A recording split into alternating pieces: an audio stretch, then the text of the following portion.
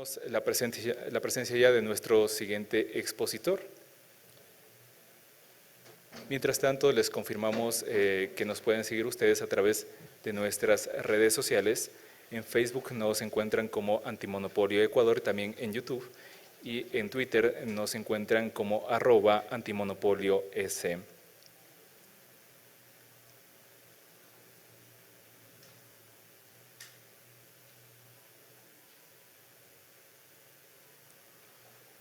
Nuestro siguiente invitado es Andrés Arauz, representante de la Secretaría Nacional de Planificación y Desarrollo. Andrés tiene estudios de Economía y Matemáticas en la Universidad de Michigan, en Estados Unidos. También tiene una maestría en Economía del Desarrollo por la Flaxo de Ecuador. Tiene algunas designaciones presidenciales que actualmente está ejerciendo, como el presidente del Comité Interministerial de la Calidad, también como el Consejo de Administración del Banco del Sur y la Junta de Regulación del Sector Financiero Popular y Solidario. Es subsecretario general de Planificación para el Buen Vivir de la Secretaría Nacional de Planificación y Desarrollo. Damos la más cordial bienvenida a Andrés Arauz. Andrés, bienvenido.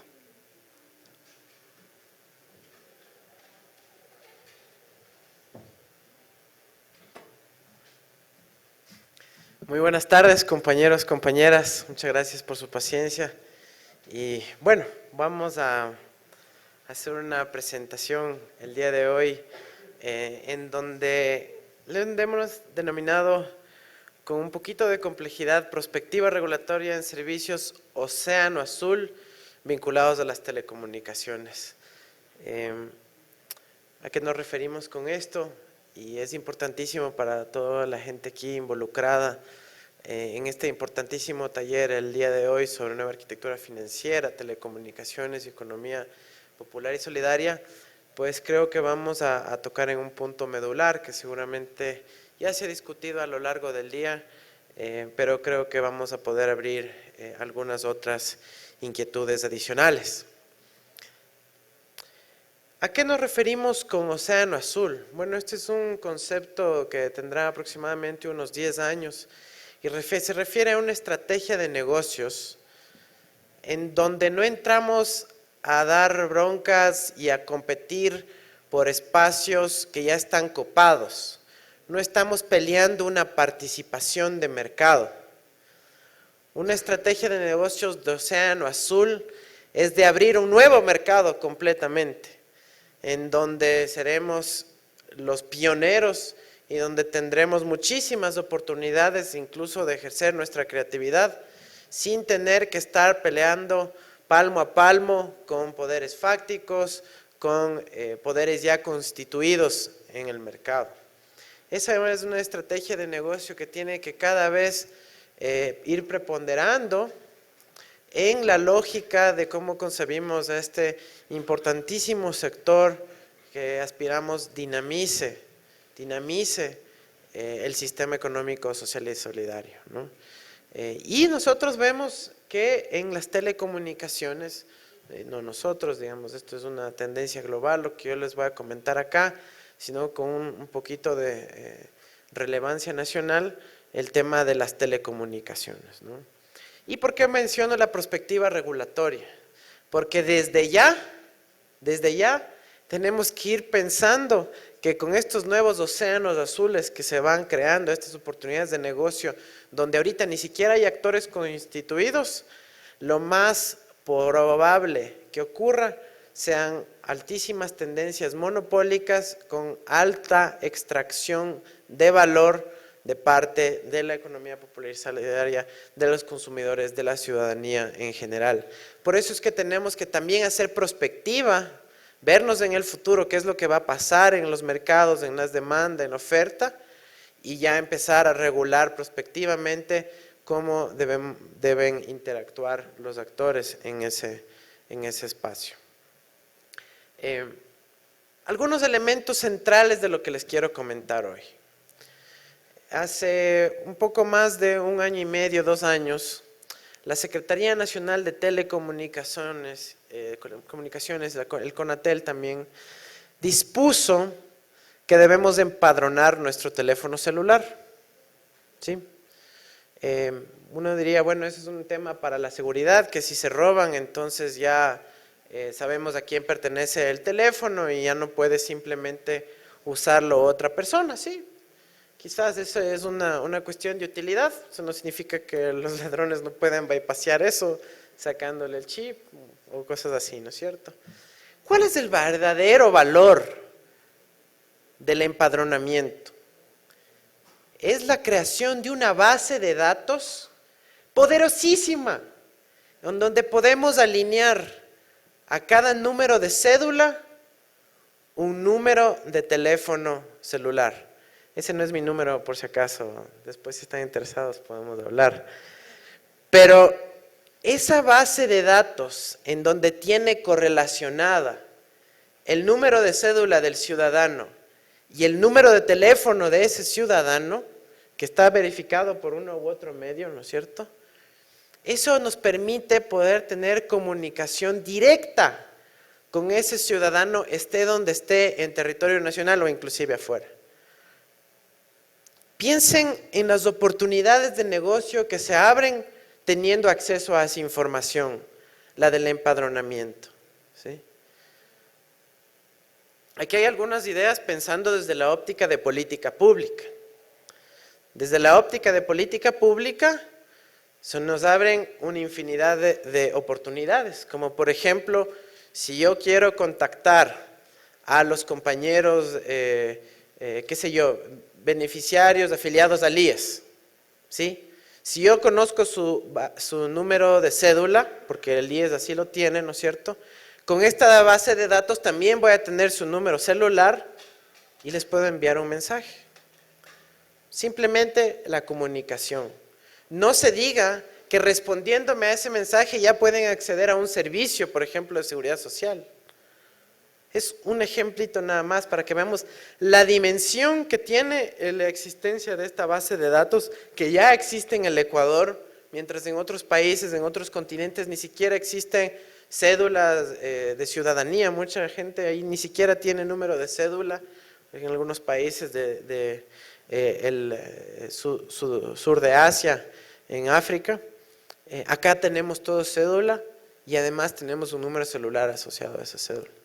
Para la salud, al poder registrar el número de teléfono y número de cédula de, por ejemplo, una madre embarazada, podemos hacerle seguimiento respecto a su proceso de embarazo y luego hacer un seguimiento postparto, en donde podemos efectivamente mandarle recordatorios, ¿no es cierto? En la semana tanto tiene que cuidar a su bebé de esta manera, en la semana posterior acá asegúrese de que le esté dando lactancia materna exclusiva, etcétera, etcétera. Y no se diga si es que puede responder a ese mensaje y acceder a más servicios. Esto también está aprobado a nivel mundial. La salud móvil es ya un negocio en plena marcha en otros países del mundo que ha facilitado tremendamente la vida para la gente. O, por ejemplo, agricultura móvil, en donde podamos comunicar, ¿no es cierto?, y vincular la producción, la información de la producción a los distintos productores identificados por su cédula. Eso nos permite poder tener información de precios en tiempo real, por ejemplo. Y no estoy hablando de tener Blackberries o iPhones para esto. Simplemente el teléfono más básico en donde fluye la información a través de mensaje que todos sabemos cómo usarlo. Entonces, ¿por qué lo llamamos esta figura del empadronamiento un océano azul? Porque son cosas que nadie las ha hecho hasta ahora. Son cosas que nadie las ha hecho hasta ahora y que son oportunidades tremendas para todos. La infraestructura necesaria para poder mandar un mensaje de celular, solo se requiere otro celular. Y si queremos hacerlo en masa, pues se compra un aparato que no es en absoluto caro y se lo programa con una computadora. ¿Ya? O sea, la inversión de capital necesaria para asimilar esta tecnología y usarla en beneficio de la economía popular y solidaria es tremenda y les invito a que liberemos a nuestras mentes y busquemos las oportunidades que podemos cumplir con esto. Sin embargo, se nos genera un riesgo con este tipo de tecnología móvil. Y es que cada vez más los operadores del servicio móvil, las operadoras telefónicas, ¿no es cierto?, empiezan a incursionar en otras líneas de negocio aprovechando su poder de mercado. Yo estoy seguro que ustedes, independientemente del teléfono, la marca que usan de celular, de compañía celular, habrán recibido un mensajito de algún número como el 611 o el 999 diciendo promoción tal y cual, ¿no es cierto? Suscríbete a los servicios de televisión de tal o cual empresa, simplemente llamando a este número o marcando el otro. Esa estrategia de promoción, ¿ya?, no lo pudieran hacer si es que ellos no fueran dueños de tantos clientes y les sale gratis. Es una estrategia de publicidad subsidiada automáticamente por el hecho de que ellos tienen ese poder de mercado y a esos clientes cautivos. Entonces, la promoción y la publicidad, que le voy a poner de un apodo M-Spam o spam móvil o mensajes de texto no deseados, que son simplemente promociones que me llegan y me llegan y me llegan, ¿ya?, es ya una forma de que está siendo capturada este mercado por parte de los operadores móviles. O sea, ahora ya no solo nos venden el servicio móvil, sino sin haberlo deseado, nos llega publicidad a través de ese mecanismo y publicidad de empresas relacionadas o vinculadas a la operadora móvil. Esto es un efecto perverso de lo que en este tema de telecomunicaciones se denomina el efecto club, en donde a los que son parte de mi red tienen ciertos beneficios específicos como un precio preferencial o en este caso el acceso a la promoción y publicidad. Pero ¿qué más han venido aprovechando estas entidades de operadores móviles en este famoso océano azul? Dos temas: los servicios financieros, que podemos llamar M-Banking, así como se le conoce en inglés a nivel global, y más grave que eso, los servicios monetarios, M-Money, que ya pasaremos a hablar con un poquito más a detalle. ¿Qué han hecho con M-Banking? ¿Ya? Es una oportunidad de negocio de poder realizar servicios financieros mediante la telefonía móvil. Seguramente habrán ya visto buena parte de esto. Tenemos encuestas donde el 40% de la población tiene acceso a una cuenta bancaria, pero el 100% de las familias tiene ya acceso a un teléfono móvil. En el Ecuador existen más de 5.000 entidades financieras, incluyendo desde bancos comunales hasta grandes bancos, y más de 200 entidades financieras incorporadas al sistema de pagos del Banco Central, del cual me imagino también habrá hablado bastante en estos días. Pero a la vez tenemos una altísima concentración, dominada por pocos actores. La operadora móvil más grande tiene el 70% de los clientes de nuestro mercado nacional. Y el banco más grande tiene el 70% de los clientes del mercado. No estoy hablando de los activos ni en dólares, ¿no? Estoy hablando en número de usuarios. En número de usuarios están llegando a esos niveles las tendencias monopólicas. ¿Qué es lo que pasó en el Ecuador hace apenas 2 años y medio? Se aliaron. La empresa de telefonía móvil más importante del Ecuador, que pertenece al hombre más rico del mundo, con, ¿no es cierto?, el banco más poderoso de nuestro país. Y conformaron una alianza directa, ¿no?, antes de la vigencia de la Ley de Control del Poder de Mercado. Crearon un servicio denominado Money, en donde era una alianza entre Porta en ese momento y el Banco del Pichincha. Llegaron a implementar un piloto y, sorpresa, recibe el premio del Banco Interamericano de Desarrollo. Entonces, ahí podemos ver claramente, ¿no es cierto?, cómo estaban perfectamente alineadas las fuerzas tanto del capital transnacional de las telecomunicaciones con el capital nacional de la élite financiera, como con los organismos multilaterales, la triada de la larga y triste noche neoliberal.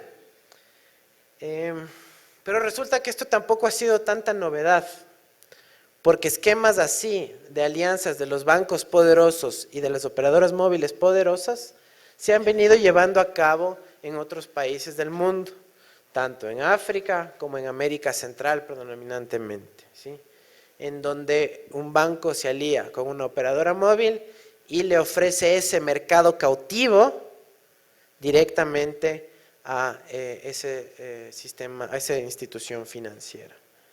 Imagínense los efectos monopólicos que esto genera, en donde las transacciones, ya no solo los 70% de usuarios del Banco del Pichincha, sino el 70% de los usuarios del país de que tienen teléfono tienen Porta, y solo pueden hacerlo a través de cuentas del Banco del Pichincha. Esa es una amenaza fundamental, no solo al resto de los actores del mercado como CNT, Movistar o al resto de instituciones financieras. Ya se vuelve una amenaza de la viabilidad del Estado-Nación, en donde la realización de las transacciones financieras viene a ser dominadas por dos monopolios gigantescos, no solo en el Ecuador, sino del mundo, en este caso de la operadora móvil. Entonces, este proyecto que se intentó llevar a cabo en el Ecuador con muchísimas palancas y movimientos y que tuvo premios internacionales de la banca multilateral con sede en Washington, se logró frenar. Se logró frenar, se ordenó la paralización de esta alianza a través de acciones decididas en ese entonces por el Banco Central y el propio presidente de la República, para que esta alianza no pueda ir más, para que esta alianza se rompa y evitemos la privatización y la transnacionalización de los flujos monetarios y financieros a través de este esquema. ¿Qué les digo? Ya suficiente daño genera a la estructura de mercado en estos segmentos, pero además se vuelve una amenaza incluso a la institución más importante de una sociedad como es la moneda, el dinero y consecuentemente inclusive al Estado-Nación, ¿no es cierto? Se vuelve un poder de chantaje increíble contra el poder democrático constituido. Como les digo, no solo se vuelve una amenaza a los otros actores de la telefonía, sino a los pequeños actores financieros que nunca hubiesen podido tener ese poder de negociación con estas grandes operadoras móviles. De hecho, nosotros conocemos de una cooperativa amiga en Azuay que intentó hacer una negociación con Porta en su momento para poder ofrecer servicios financieros móviles. Claro, no les pararon bola. Les excluyeron, nunca les garantizaron calidad de servicio y esa innovación, ese océano azul que hubiera podido ser capitalizado por esa cooperativa Azuaya, no fue posible, ¿no? Entonces, es importantísimo que entendamos la dimensión y la disposición de estas grandes empresas para armar alianzas oligopólicas entre ellos. Luego de que se impidió eso, se implementó con justo a tiempo la Ley Orgánica de Regulación y Control de Poder de Mercado y con ese argumento la Junta Bancaria se bajó este producto denominado money, que como todos sabemos en inglés hace alusión al término money, que significa dinero, ¿sí? Entonces lo que estaban hablando es de generar un dinero privado.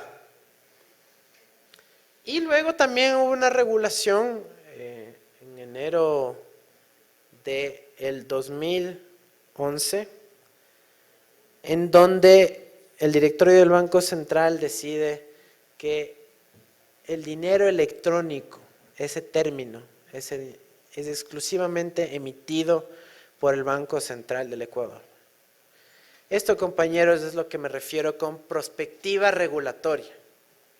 La capacidad operativa todavía no estaba en pie para andar emitiendo dinero electrónico, pero es importante que el Estado, los actores públicos, en alianza con los que quieren que haya unos mercados con condiciones más justas, establezcan regulaciones por anticipado, marcar la cancha de una vez, para no estar sufriendo luego, cuando estén los hechos consumados, es las consecuencias de los mercados oligopólicos y la concentración del poder.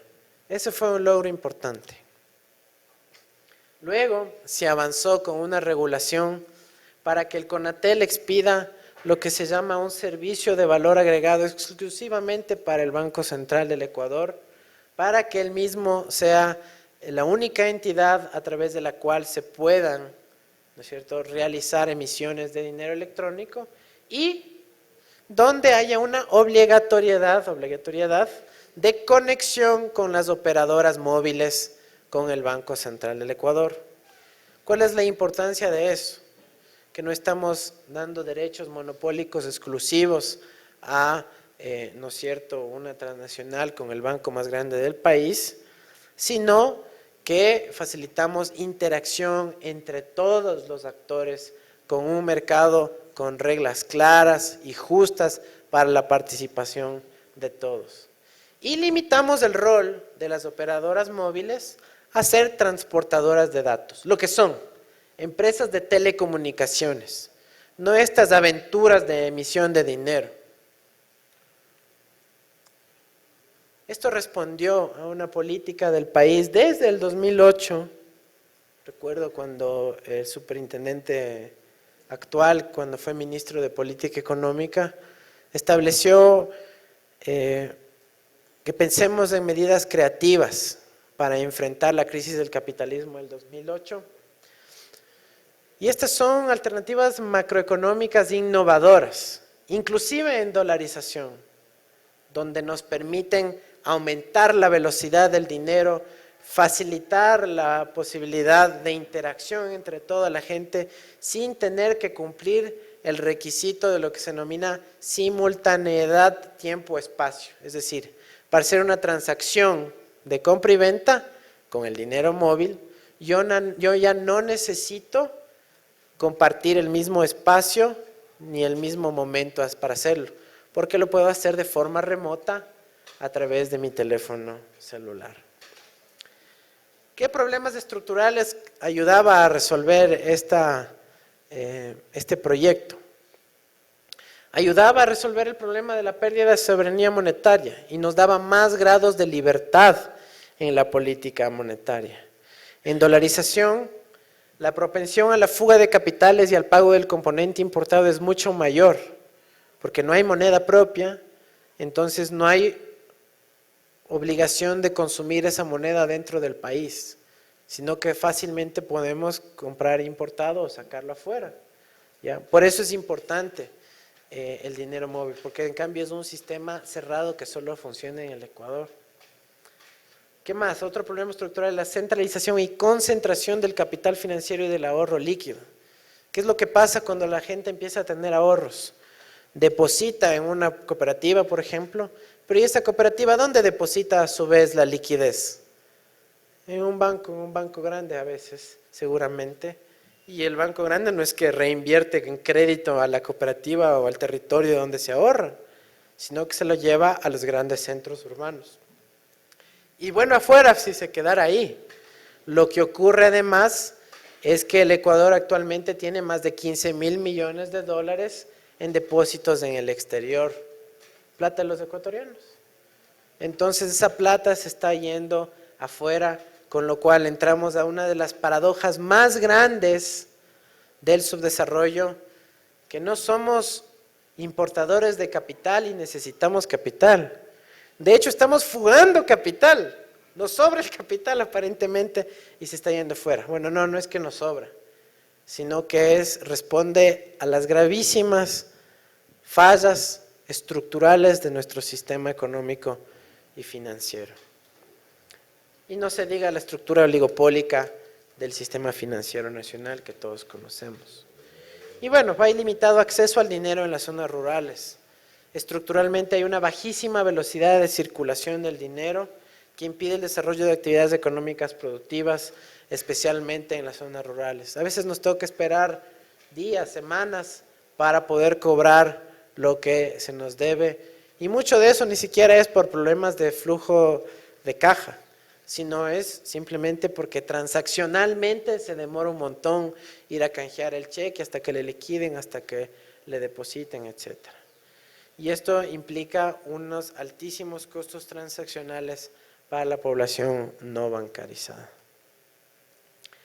Aquí les quiero mostrar una diferencia entre ese modelo de money o banca móvil que lo intentó implementar el BID a través del Banco Central y la propuesta del dinero móvil original que en su momento quería implementar el Banco Central. Este no es casual, este es un proceso en donde hubo una disputa de poderes al más alto nivel, ¿sí?, para tratar de captar este negocio. Ya les mostré la evidencia física. Lo que ocurría es una emisión delegada del dinero a la banca tradicional, mientras que en el modelo de central es obviamente una emisión central y estatal del dinero, donde el Estado, ¿no es cierto?, hace que permanezca su capacidad de emisión. El modelo de banca móvil profundiza las rigideces de la dolarización, mientras que el de dinero móvil flexibiliza la oferta monetaria en dolarización. El modelo de banca móvil facilita la fuga de dinero del país, mientras que el otro solo tiene circulación dentro del país. Gravísimo, gravísimo el siguiente punto. Con un modelo de transaccionalidad privatizada, aumenta el riesgo de lavado y de las transacciones opacas, porque no deben reportarse a ninguna entidad de control. Son simplemente registros en libros de o la operadora móvil o la entidad financiera. Quizás para que me entiendan mejor. Muchas veces habrán hecho ustedes un pasasaldo, ¿no? Cuando le dice la prima, oye, se me acabó el saldo, ¿me puedes pasar un poco de tu saldo a mi teléfono?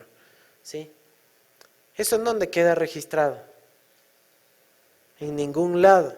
Imagínense todo un sistema monetario con un esquema así, en donde no hay control para saber cómo se transfirieron esos volúmenes de dólares que pueden llegar a ser altísimos. Aumenta la pérdida de transparencia, aumenta la opacidad del sistema financiero. En cambio, con el otro hay un control perfecto de la transaccionalidad y evitamos incluso que hayan estafas.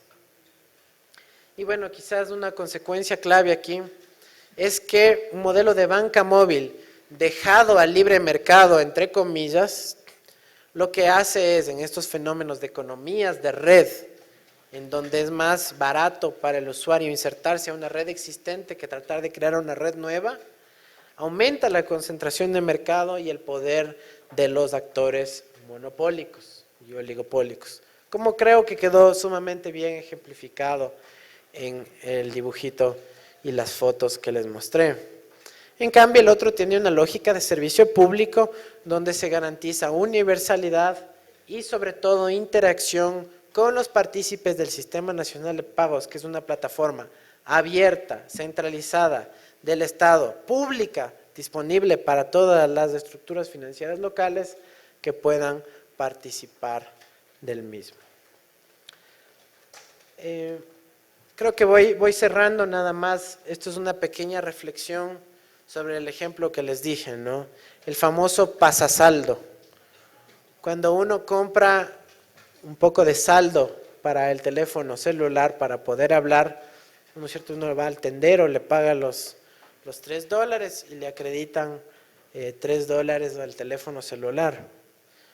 Pero resulta que ahora hay $6 en la economía. Los 3 que le di, que ahora los tiene en su cajón, y los 3 que tengo acreditados en mi teléfono celular. No quiero profundizar en eso, pero solo para que lo piensen en el poder que eso significa de emisión real de este nuevo medio de pago que es el pasasaldo, si es que lo empezamos a usar como tal. Y de hecho así nació el dinero móvil en Filipinas. Filipinas es un archipiélago, un país con muchísimas islitas, en donde la gente no es que puede estar transportándose en bus para irse a ver el uno al otro. Es muy complejo el transporte y la comunicación entre ellos. Y asimismo es muy compleja la transaccionalidad financiera. Entonces, ¿qué hicieron ellos para empezar a, en vez de, ¿no es cierto?, mandarse por remesa física, empezaron a pasarse saldo para cubrir sus deudas? Y así empieza la idea de esta emisión monetaria por parte de las operadoras móviles. Aquí nada más les comento unos avances que se tuvo en su momento para que el central opere este sistema. Estuvo una regulación lista que ya les comenté. La prestación privada de este servicio estaba impedida. Había la regulación del CONATEL. Se logró generar lo que se llama un código corto de acceso fácil para los usuarios para poder acceder a este servicio. Y estaba preacordados, ¿no es cierto?, 70,000 puntos de acceso al servicio a nivel nacional. Hasta que, ¿no es cierto?, hubo el cambio y empezó más bien a tratarse de implementar el proyecto con la lógica del Banco Interamericano de Desarrollo. Por suerte, e insisto, se logró evitar la privatización del dinero, pero la Junta Bancaria emitió una normativa para una cuestión que se llama la cuenta básica, ¿ya?, que son las cuentas que están autorizados a abrir los famosos, ahora denominados corresponsales no bancarios, que es el Banco del Barrio y el Mi Vecino. Como se les logró bloquear la oportunidad de que tengan un dinero privado, la banca se trasladó hacia un esquema de negocios en donde ahora compiten con las estructuras financieras locales y ni siquiera le pagan un salario digno al tendero ni le hacen partícipes de las utilidades del banco, sino que usan el mecanismo para la captación de liquidez, sobre todo de las zonas rurales y marginales, a través de esta figura de la cuenta básica. A mí me parece que es un abuso de poder de mercado, pero eso solo me parece a mí. Por lo pronto. Lo que yo quiero comentarles, compañeros, para cerrar, es que aquí hay poderes fácticos con intereses concretos que impidieron la cristalización de esta iniciativa de un dinero móvil universal. Y yo creo que podemos todavía lograr esa iniciativa de dinero móvil universal. Pero lo que tenemos es claro a qué poderes nos estamos enfrentando. Y el llamado que hago es que no nos permitamos volver a los tiempos anteriores a la Revolución Juliana, donde habían bancos muy poderosos que emitían dinero privado libremente y que llevaron ya una vez al colapso del sistema bancario nacional en los años 20 y que llevó a la creación del Banco Central justamente para que el dinero sea emitido por el Estado y no por entes privados. Entonces no nos permitamos volver a eso. La alerta está clarísima desde ya. El poder de esos sectores está creciendo demasiado, no solo en su participación de mercado, sino en su capacidad de chantaje. El dinero debe ser emitido por el Estado y el dinero móvil también. Les dejo con una fotito de agradecimiento. Gracias.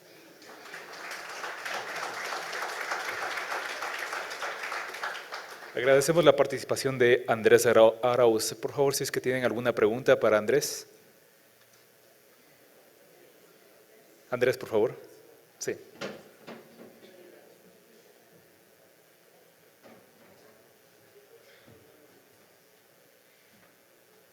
Sí, ¿Cómo está, Andrés? Ya nos hemos conocido algún momento, yo soy de CNT. Le felicito por su ponencia y es exactamente como usted ha escrito el problema de billetera móvil en este país. Una consulta, ¿por qué al comparar el primer proyecto del Banco Central versus el segundo proyecto, al segundo proyecto le llamamos Banco Central BID, cuando mi opinión es que esa nueva visión que le dieron a la billetera móvil más bien fue de la persona que dirigía ese momento el Banco Central? Y esa persona fue la que fue a golpear las puertas del BID para que le financie una nueva plataforma, porque la plataforma que ya adquirieron ustedes la devolvieron. Las cosas con su nombre y apellido, ¿no? Fue así. También quería comentarle que CNT puso un stand-by al proyecto, no se adherió nunca al segundo esquema planteado por el Banco Central. Y para su tranquilidad y de lo que he podido conversar con el actual director del proyecto de billetera móvil del Banco Central, están retomando el proyecto original, como debió ser. Nada más. gracias. Sí, vengo justamente del Banco Central, estaba en el directorio del Banco Central y en efecto, ¿no? El modelo original se está retomando, hay que hacer todavía algunos ajustes en términos de regulatorios porque sigue vigente el modelo del BID. ¿Por qué digo BID? No es solo por un tema de acceso a financiamiento. Ahí había directrices claras de personas que querían evitar a toda costa un modelo estatal, público y abierto, porque eso hubiera sido, y como lo va a hacer, porque sí lo vamos a lograr, una señal para todo el continente y todo el mundo, de que hay otras formas de hacerlo que no implican una subordinación ni al capital financiero ni al capital transnacional. Esto tiene otras formas de ser viabilizado y creo que ese es el mayor miedo que tenía la banca multilateral y por ende su agresividad en pelear este tema. Pero sí, el actual presidente del directorio del Banco Central creo que está sintonizado con el modelo original y tengo toda la esperanza de que esto se va a poder concretar así. Eso no quita que hay otros elementos que siguen estando ahí presentes, como el aumento del poder financiero y el poder de mercado de ciertas entidades financieras en el país a través de modelos alternativos que se vuelven una amenaza a la economía solidaria y a un mercado justo, ¿no? Sí, ¿alguien más?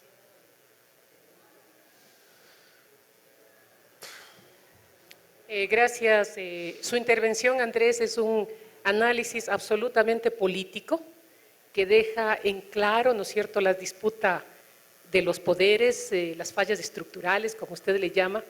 Yo quisiera saber cuán optimista son ustedes para consolidar y para ver cómo se puede luchar, usando sus propias palabras, las triadas monopólicas, ¿sí?, el chantaje, como decía, la capacidad de chantaje de los grupos, en una sociedad ecuatoriana jerarquizada, fragmentada y con un gobierno que hasta el momento va hasta el 2017. ¿Cuál es la proyección o el análisis que ustedes Casa Adentro hacen?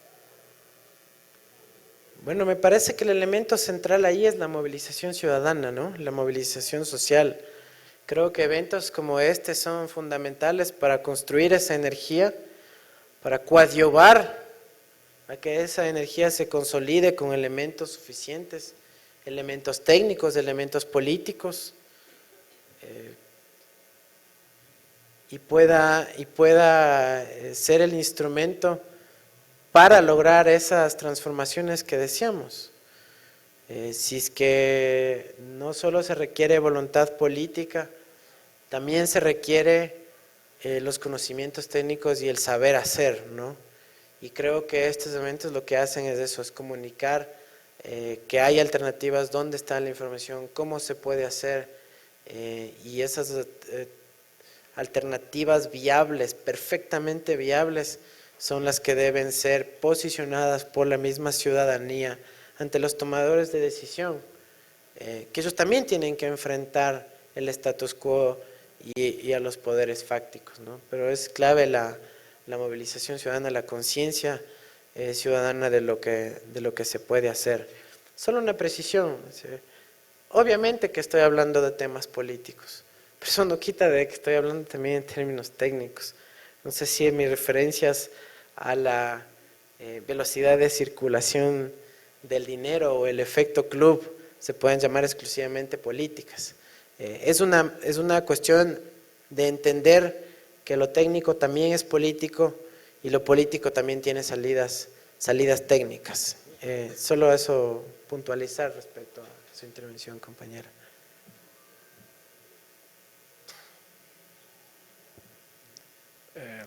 Una pregunta rapidísima, o sea, como la compañera ya me dio preguntando con la pregunta anterior, quedaría solo pendiente cuándo le van a nombrar a gerente del Banco Central. No, yo confío mucho en las autoridades actuales, al presidente del Banco Central, Diego Martínez, es un compañero, esperemos que lo pueda implementar. Actualmente soy miembro del directorio del Banco Central y desde ahí también se puede influir para que esto ocurra en representación de la Secretaría Nacional de Planificación y Desarrollo, gracias a la confianza del presidente Correa y de nuestro secretario Pavel Muñoz. Entonces estamos ahí, estamos presentes y bueno, ahí seguimos confiando en el liderazgo de las autoridades actuales. Sí.